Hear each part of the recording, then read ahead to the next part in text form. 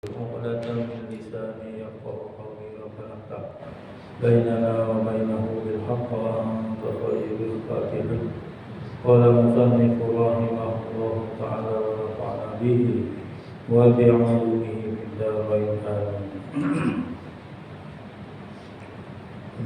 Muka 131.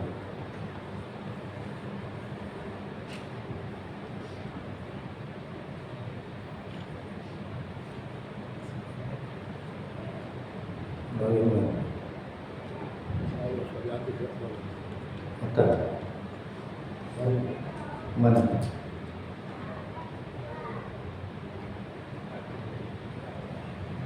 Satu 30 bawah sekali.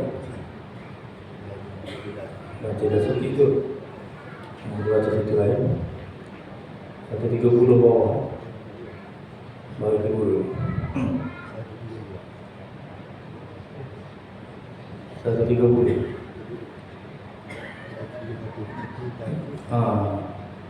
Kita tanda 131. Atas lah.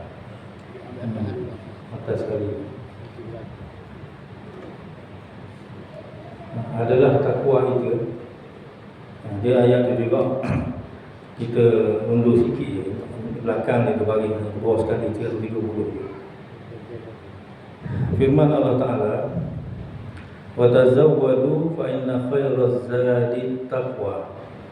Dan berbekal oleh kamu. Ini perintah Allah Ta'ala, suruh kita berbekal.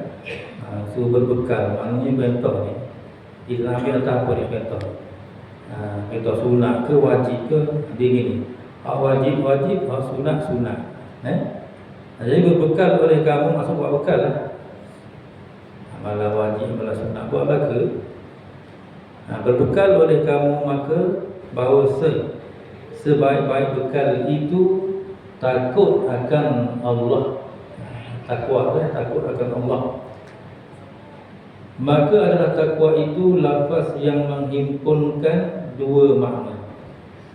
Takwa ni lafaz satu je, tetapi dia menghimpunkan dua makna, iaitu apa dia makna dia? Mengerjakan dan menjunjungkan awamir. Awamir ni segala suruhan. Dia mari Arab tu, tak apalah, Arab pun buat gitu juga gitu. Bahasa kita kena pakai juga lah. Dalam semayang kan kita pakai bahasa Arab. Jadi awamir segala suruhan. Dan menjauhkan manahi, itu yang ditegah, larangan. Gitu dia. Maka hendaklah engkau ijtihadkan sekuasa-kuasamu, sekuasa-kuasamu menjunjungkan akan segala yang diwajibkan atasmu sekadar kuasamu. Kena sungguh-sungguh lah. Buat hak wajib tu kena sungguh-sungguh. Hak wajib ni sekadar kuasa ni, nak cerita ni, bukan bila kita rasa tak mampu tak payah buat. Tidak ada kewajipan yang kita tak mampu. Kita tengok setengah-setengah tu orang cacat pun boleh buat. Pergi semayang 5 waktu tu orang cacat pun boleh buat. Apa ni, saya tengok orang yang tak dengar, dia tak nak baca. Dia tak nak baca macam kita baca Fatihah ke apa ke. Pun dia semayang juga. Macam mana? Dia boleh faham wajib, orang boleh ajar dia tu wajib. Dia boleh semayang tapi dia tak boleh baca pun macam kita. Sebab dia tak dengar daripada kecil. Tak dengar dia nak.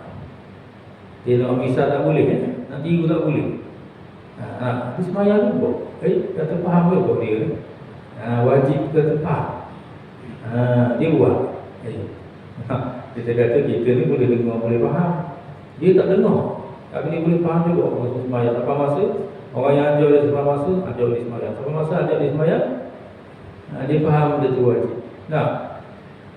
Tadi maknanya orang yang boleh faham, boleh dengar oleh tak semayang ni, kalau tak nak kata tu kan.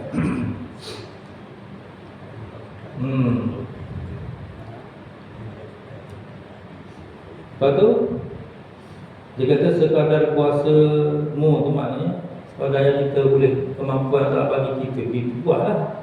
Gitulah.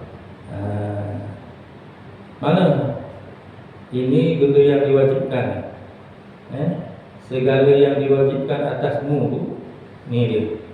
Mana? Daripada mengenal akan Allah, gitu kan? Tuhan antara benda wajib tu. Daripada mengenal akan Allah, daripada barang yang wajib baginya dan yang mustahil atasnya dan yang harus padanya. Ini kena, ini belajar lah. Ini belajar maksudnya. Belajar ni tak kira di mana-mana pun, asalkan sah pengajian dia tu betul, ya boleh lah. Dengan orang yang dikira orang yang layak, yang boleh mengajar dia tu. Begitu. Dia kena cukup syarat. Belajar ilmu tu kena ada syarat dia. Kena ada guru, kena ada orang yang belajar, kena ada guru, kena ada ilmu. Ilmu apa yang nak dibelajar tu. Kemudian kena ada ahwal, bentuk pengajian tu kena ada lah. Gitu.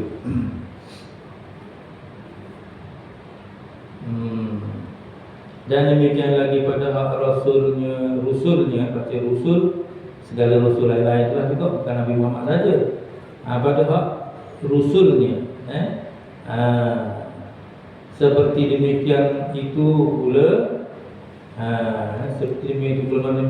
macam mana kita wajib mengenal Allah Ta'ala, wajib juga kita mengenal akan sekalian rusul tu, yang mana yang diwajibkan kita kenal itulah. Kemudian maka hendaklah diketahuikan sembahyang dengan segala rukunnya dan syaratnya, dan sunatnya. Kena tahu lah, ni belajar macam mana. Tapi kita kata kena belajar ni, belajar biar cukup lah. Rukun, syarat semua tu biar cukup belajar. Jangan belajar tapi tak cukup. Gitu. Maksudnya kalau kita belajar sembahyang tu biar tahu satu persatu kelakuan sembahyang ke mana. Gitu kan. Kita kena letak begitu. Setiap satu benda yang kita belajar biar kita tahu habis lah. Kita kata melainkan yang rumit-rumit ada hak rumit-rumit apalah. Hak rumit ni masalah yang pelik-pelik sikit, yang jarang-jarang berlaku, dipanggil rumit ni asal mungkin bahasa Arab juga. Rasanya rawamid, dia panggil rawamidul. Benda yang rumit-rumit tu jarang, adalah sikit-sikit je masalah rumit ni. Dia tahu semuanya. Kalau sembahyang tu daripada segala perbuatan sembahyang tu kita tahu semua. Daripada letak kakinya, letak tangannya di mana, gitu kan. Nak diri tegak tu macam mana maksudnya. Kiam tu maksudnya macam mana. Tu. Biar tahu semualah. Jangan tahu agak-agak biru-biru. Tak jadi. Biar satu-satu dapat tahu. Sekian maknanya. Kalau rokok tu, mana kedudukan kepalanya, belakangnya, punggungnya. Ambil tahu satu-satu, kita tahu semua. Dan buatlah, jangan tahu tapi tak buat pula. Biar tahu semua dah buat. Buat bagi betul gitu. Dan di mana khusyuknya, lagu mana khusyuk tu kena tahu juga. Kena tahu lah tidak. Tak habis saja. Nak bagaimana kalau tak tahu, kalau khusyuk tu kita tak tahu nak buat macam mana. Dan nak usahakan macam mana nak jadi, macam mana nak dapat. Tu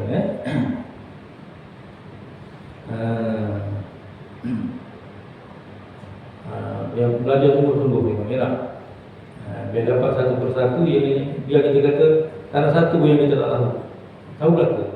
Begitu.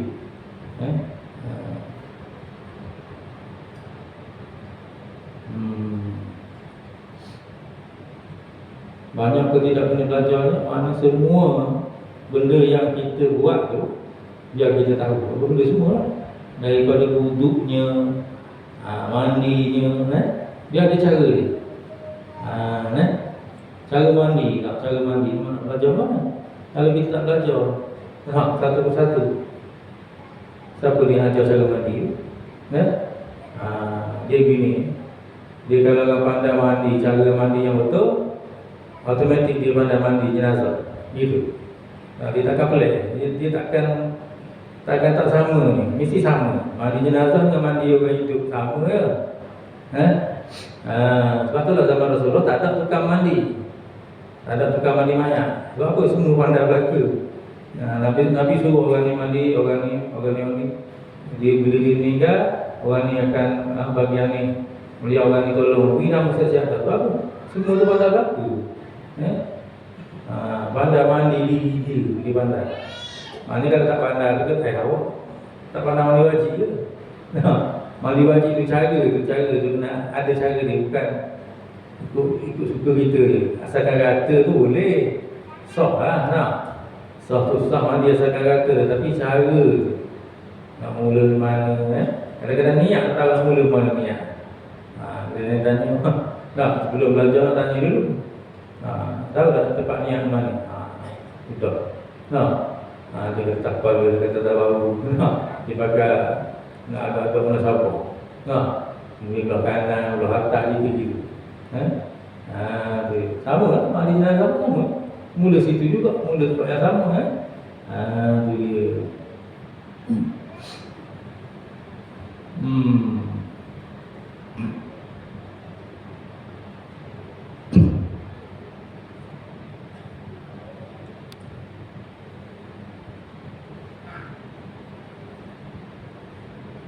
Jadi kalau sembahyang dicontohkan dengan sembahyang, diketahuikan sembahyang, maka hendaklah ditahukan sembahyang dengan segala rukunnya dan syaratnya, syarat sah. Dan ada satu lagi syarat terima. Syarat terima sembahyang kalau dalam kitab fiqh ni kadang-kadang kita sebut syarat terima tu.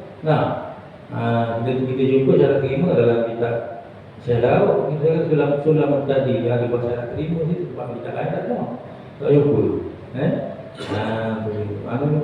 Bukan semua tu lengkap ke kitab ke? Kalau tak ada buat itu dah. Dia suruh kita ni mengaji banyak kitab baru sempurna. Kalau mengaji satu kitab saja nak sempurna, dia payah nak jumpa lah betul. Kena mengaji banyak. Mengaji kitab ni kalau kita ni baca kitab ni pula. Itu dia. Tentang khusyuk tadi tu. Ini banyak orang tak tahu sebenarnya. Khusyuk lagu mana khusyuk tak? Nak khusyuk semayang. Apa nak latih macam mana pula tak tahu. Nak buat macam mana nak pergi dapat khusyuk tu. Setiap kali kita semayang kita kena khusyuk. Kalau tak khusyuk tak diberi pahala. Tak ada pahala kan, ingat. Dia kata saya dapat lah, dapat sikit-sikit. Dia kata tak dapat. Yang dapat tu dia kata benda yang diberi pahala tu apa dia? Selama ada Nabi kata ma'aqala minha. Barang yang berakal daripada ketika itu. Mana berakal? Ingat Allah. Jangan sekurang-kurang kena ingat Allah. Kalau nak mari nak ingat Allah tu lagu mana nak buat? Nak pakai ingat jadi gitu je. Bismillahirrahmanirrahim, semaya isyak je lagi tak? Aku nak ingat Allah sepenuh semaya isyak boleh? 4 rakaat boleh tak? Kalau boleh, alhamdulillah. Pakai niat je boleh. Gitu ke? Dia kena usaha. Orang dah usaha lama tak? Kita tanya orang usaha dah 20 tahun lah dia berusaha pun boleh jadi lupa juga. Mungkin orang usaha dah tahu jalan usaha dia.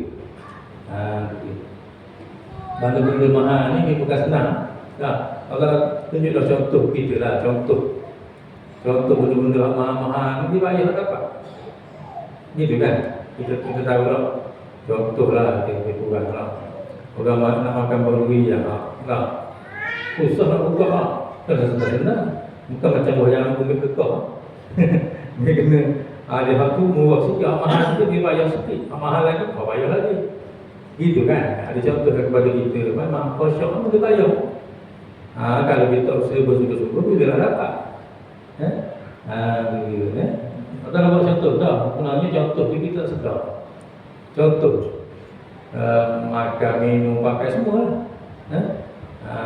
Tu kita ingat contoh, ingat ke biasa je. Rupanya benda-benda yang kita lalui, yang kita alami tu contoh lah ke banyaknya.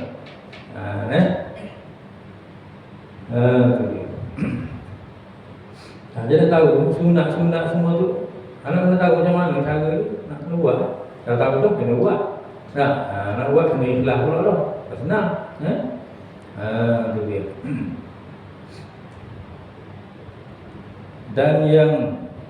Dan yang membinasakan dia, benda yang boleh merosak, yang binasakan akan ibadat pun kena tahu juga. Kalau tak tahu dia buat je. Buat tak apa je.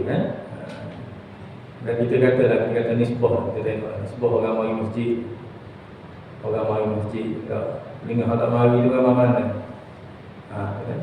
Maknanya orang mari masjid tu kita kata ada lah rasa nak belajar apa lah. Ada kau mari tu tak nak. mari semayang lepas tu tak nak belajar. Aku ada dah ilmu tu, cukup dah. Kesuruh tak apa. Itulah nak tunjuk nisbah dengan mana hak mari dengan hak tak mari tu. Nak kata 1/10 ke mana ke? 1/100. Tak tahu lah. Ceritanya. Untuk nak buat balingan tu kita fikir-fikir sikit. Maknanya banyak dah orang tak peduli daripada ilmu ni. Sedangkan orang tak larang lagi pun mari masjid ni. Nak belajar tak kena larang lagi. Tak ada orang sekat. Jangan pergi masjid ada lah. Ada benda tak ada orang larang lagi pun orang tak mari tu. Gitu. Tak nak belajar, tak nak tahu agama ni. Itu yang kadang-kadang ada dia buatlah juga buat, tapi buat sendiri. Tak buat lah, so kita tak ada apa kan. Tu dia. Dan demikian lagi zakat. Jika ada engkau mempunyai harta, kena tahu zakat. Kalau kita ada harta yang kena dizakatkan tu, ada simpanan ke apa tu kan, kena keluar zakat banyak mana. Ada masa jumpa ni, jadi wahi tanya. Orang mari zakat, dia tanya dia awak kira macam mana zakat. Zakat dia mari biasa mari cukup-cukup lah. Tak ada lah sen-sen je lah. Contoh ni kan, orang mari zakat dah. Macam mana awak zakat? Awak kira macam mana? Ni pakai agak-agak balik. Tu macam mana dah. Tu nak kira, nak kena tahu lah. Bukan susah sangat, tapi kena tahu gitu. Tu dia. Dan puasa Ramadan. Puasa dia wajib itu puasa Ramadan. Dia sebut puasa Ramadan, puasa sunat pakai dah. Puasa sunat kena buat juga. Puasa Ramadan, nak tahu juga macam mana. Lepas tu nak memperelokkan puasa tu macam mana. Sahabat ni tanya kepada Rasulullah SAW. Asal mula dia tanya ni, mula-mula dia tanya tentang orang mati syahid tu.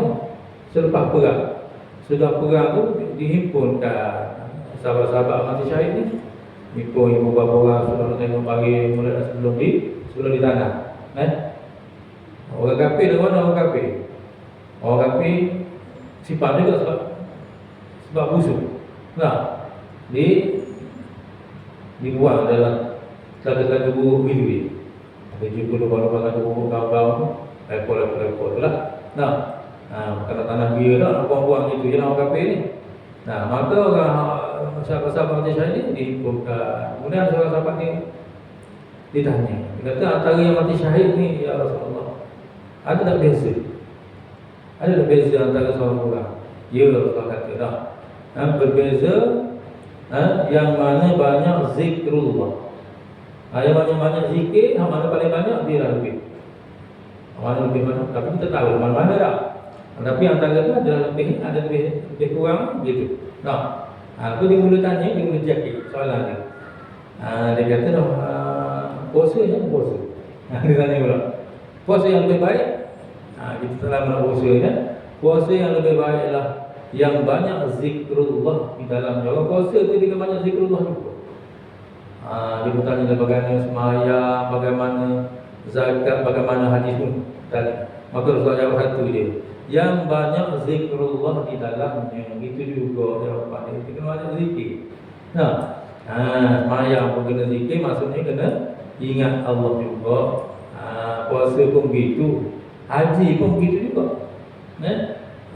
Tu. Sebab itulah bila orang yang tahu lah, bila nak pergi haji contohnya ataupun umrah, pergi jumpa orang yang alim, dia tanya apa nak buat. Bagaimana hakikat haji macam mana? Macam kita baca hakikat semayang lah. Hakikat semayang, bukan semayang hakikat. Itu. Bukan semayang di balik tu. Kalau hakikat semayang, tak apa, semayang hakikat, itu lain. Semayang hakikat tu dia buat sendiri. Hak semayang niat saja, tak semayang apa-apa, tak semayang. Tu tak masuk bilangan tu. Tak masuk kira pun. Tak boleh buat kira apa pun dengan dia. Berat juga kalau kira. Awak saksi ni kau tak boleh buat saksi tak boleh. Berat. Betul tak? Payah tu. Tapi pakai semacam itulah tak semayang, tak buat kira, tak semayang. Semayang tak betul, semayang niat saja.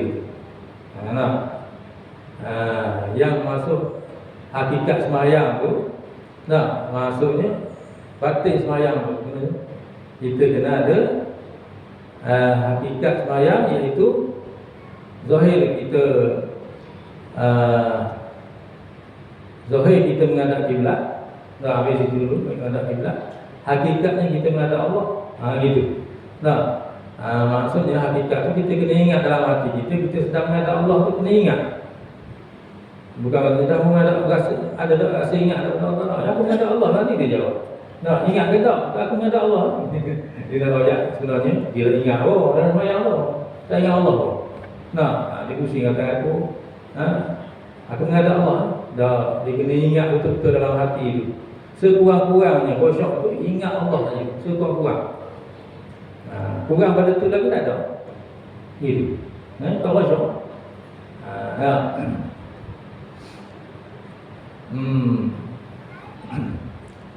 Kalau tak ingat Allah, kalau ingat lain, tak ada pahala lah. Tak ada pahala. Bila tak ada pahala, macam mana? Tak ada simpanan. Tak ada simpanan pahala untuk akhirat. Tak ada. Semayang tu apa? Semayang lepas wajib saja. Kalau semayang dia sah. Kalau sah nasib baik. Kalau tak sah, macam tak semayang juga kalau tak sah. Gitu. Jangan main-main, kata tak belajar jangan main-main. Kalau tak sah semayang, macam tak semayang. Aku kita tak sabar nak cek seorang-seorang gitu loh. Bukan dia, tapi kalau orang yang rasa dia bertanggungjawab, mana tak kira lah, tak imam ke siapa tu, dia rasa bertanggungjawab, tak boleh. Contohnya kalau dia tak imam, dia kena cari orang mengajar apa semua, usaha dia tu. Orang yang mengajar tu takkan nak mari minta nak mengajar. Bukan dia rasa tu tau. Dia kena orang yang yang rasa bertanggungjawab ke siapa dia panggil. Saya ingat saya yang boleh mengajar sini beberapa orang. Dia orang minta. Ingat ada 2-3 orang. Kau orang ni mau minta. Kau ni mau minta. Dengan imam lagi minta, bila lagi minta. Lepas tu tak lepas ni kau rasa tak pergi juga. Tidak. Kita ingat lagi tu. Ingat lagi berapa orang lagi minta, kita minta suruh mengajar. Kebetulan kalau kita masa tu tak syarat. Tak syarat. Kalau tak mari panggil 3 kali, kita tak pergi. Betul-betul 3 kali. 3 orang mari jemput. Masa tu orang lain lah, pengurusi, tu imam, dah tu bila minta. Kata tu bilanya ada dia lah. Ustaz kalau tak pergi ngajar di masjid Sidaman ni lepas tak rasa. Kita kena soalan terserah tak lepas saya. Kena pergi ya. Betul 3 orang pergi. Pasal kita syarat itu memang 3 orang kena minta. Dia tu bagi kita keluar tu sungguh. Supaya masjid itu sungguh minta. Bukan kita ni mahal pun, bukan. Tapi ilmu tu. Kita tak ada apa-apa orang lain pada ilmu, tapi ilmu tu mahal. Dia tak boleh main-main tak. Ada punca tu tak, tengok. Berapa tahun tak tahu kan? Tak, tak ada. Berapa tahun tak?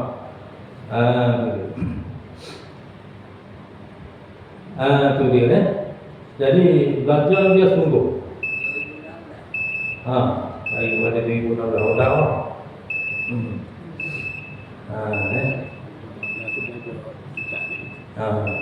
Sebelum tu kita lain lagi dah.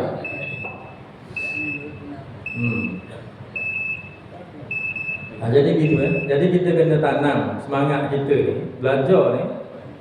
Contoh kita belajar Quran, contoh. Pak ramai yang baca Quran, biar kita tahu seluruh ilmu dalam Quran tu.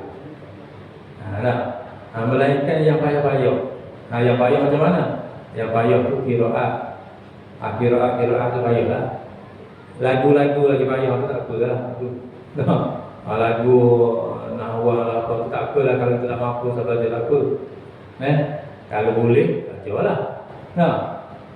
Dan segala ilmu hak yang terdapat dalam pengajian Quran tu apa dia? Kita kena belajar.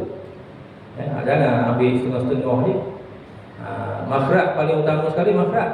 Kalau mengaji Quran sungguh-sungguh makhraj tak belajar. Kalau tu makhraj mula-mula sekali. Bukanlah kitab mana-mana pun makhraj wajib mula-mula sekali.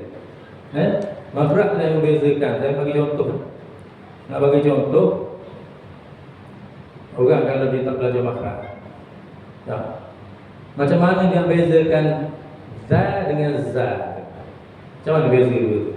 Nak bezakan za kecil sikit tu dengan za besar. Dia nak beza mana? Kalau tak tahu makhraj, mana dia nak beza macam mana? Dia buat za tu lembut sikit, za tu keras sikit. Itu bukan beza dia. Beza dia makhraj tu beza. Situ yang membezakan ni. Dia makhraj kena tahu Dan kalau orang tua dah lah baru nak belajar. Kena belajar juga biar tua dah pun. Allah rasa dah lepas tahu lah itu berkasih ni nak baru nak belajar Quran contohnya. Waktu kalau orang umumnya dah jangan belajar Iqra.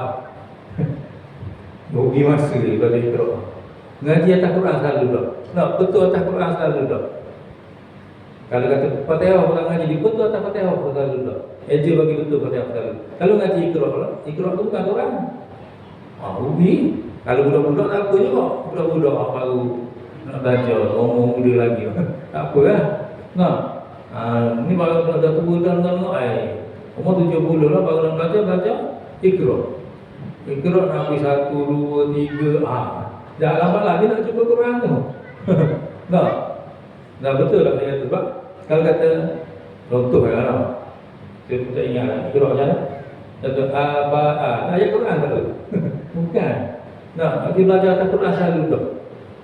Eja betul atas Quran.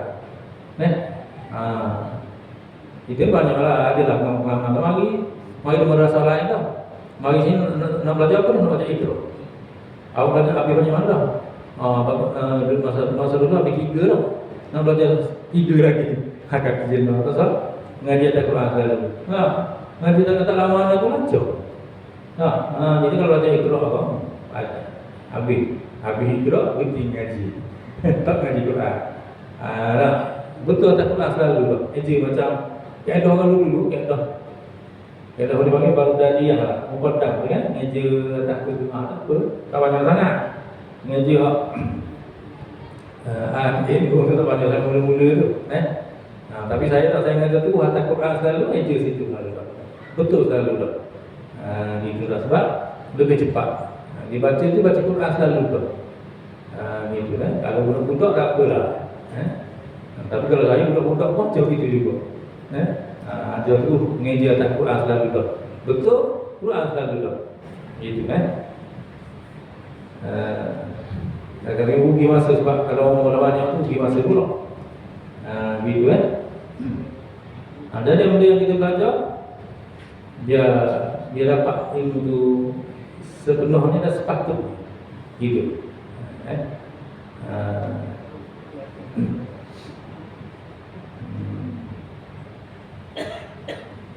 Dan kalau boleh belajar dia seorang-seorang kalau boleh.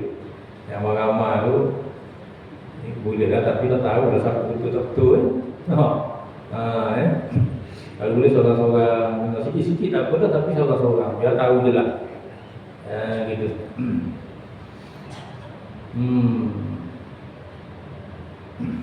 Sikit lagi ya.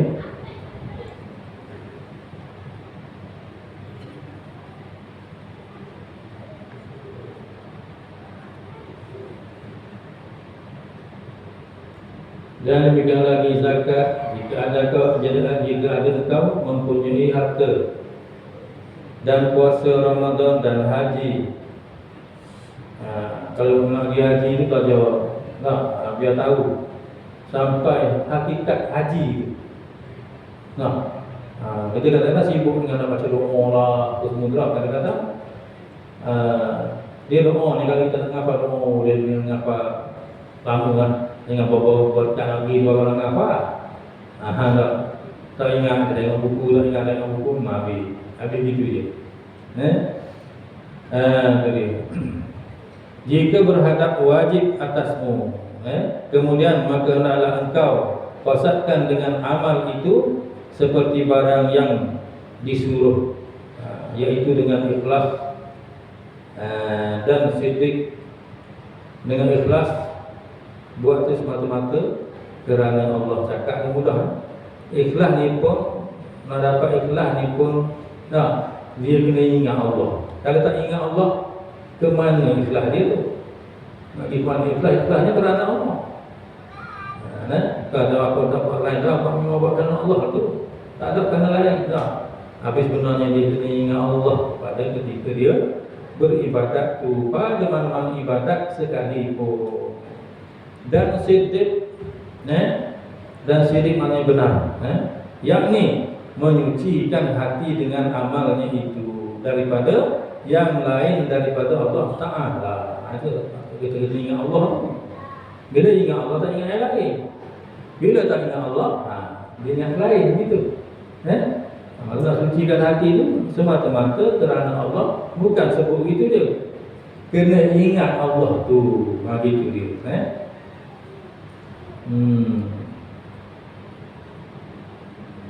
Dan bahawa adalah qasadmu itu mendirikan hak ubudiyah, hak kehambaan ni bagi hati ni. Barulah ada hak kehambaan tu. Fadkhuli fi ibadi wadkhuli jannati. Barulah. Baru masuk pada kehambaan. Kena ingat Allah. Kena latih hati sentiasa ingat Allah. Dan dia kata kalau tak nak semayang ni, mari kita mari rumah tu, jalan ke naik motor ke apa, mari tu kena ingat Allah dah. Mari tu ingat Allah. Jangan cakap lah nak semayang tu. Jangan cakap jangan apa dah. Kita kan sama-sama nak semayang bagi. Tak usah sembang lah. Nak semayang ingat Allah dah. Allahu Akbar. Mudah-mudahan ingatan tu sambung dulu dalam semayang tu. Jadi tak senang kan kita nak nak mendirikan hak ubudiyah ni. Bukan senang Itu saya kata, itu contoh, itu apa ni, sikitlah ambil turun daripada rumah al-sini tu. Balik ke rumah pula tu. Sudah semayang tu, balik bawa tu pula, ingat Allah, sampai ke rumah pula. Tak apa ke rumah, tak tahu lah. Begini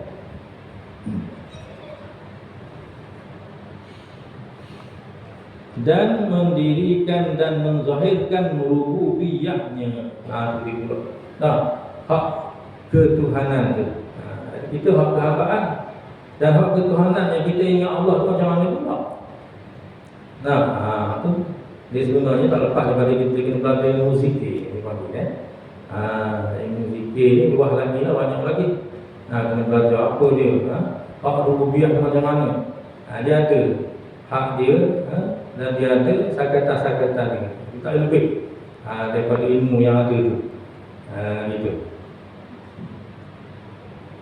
Maka jangan engkau tamak kepada yang lain. Situ dulu Maka jangan engkau tamak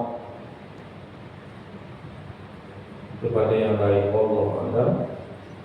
Al-Fatihah. A'udzu billahi minasyaitonir rajim. Bismillahirrahmanirrahim. Alhamdulillahirabbil alamin.